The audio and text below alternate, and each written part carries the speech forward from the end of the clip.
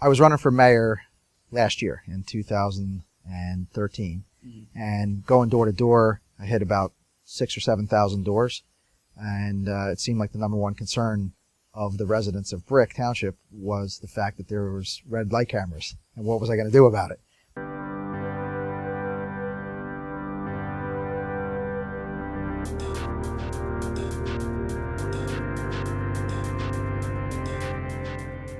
Eventually, what happened is within the first few weeks, I got a call from the red light camera company and ATS, and they wanted to come in and meet with me.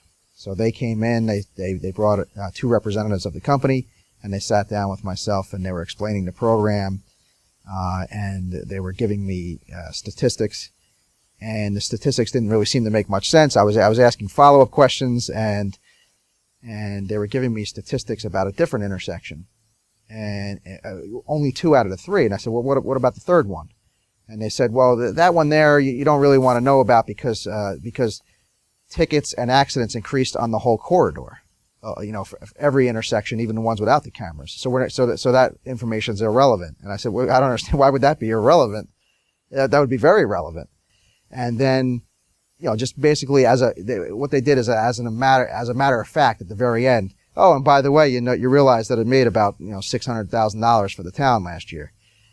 Thinking that would maybe change my mind, because I thought maybe they could read me that I wasn't so happy with the way the presentation that they were giving was going. And so I came out of that meeting knowing, I'm definitely going to be asking I want to get involved in this right away now. So I had our police department pull the crash statistics and the ticket statistics from my own department. The first intersection that we had the cameras in here in Brick, there were 35 total accidents and 1 right angle accident in the year prior to the cameras being installed. And then after the cameras were installed, those numbers went up to 36 total and 5 right angle. At the second intersection, the increases were even more. Before the cameras were installed in the year before, there was 13 total and 5 right angle, and it went all the way up to 28 total and 8 right angles.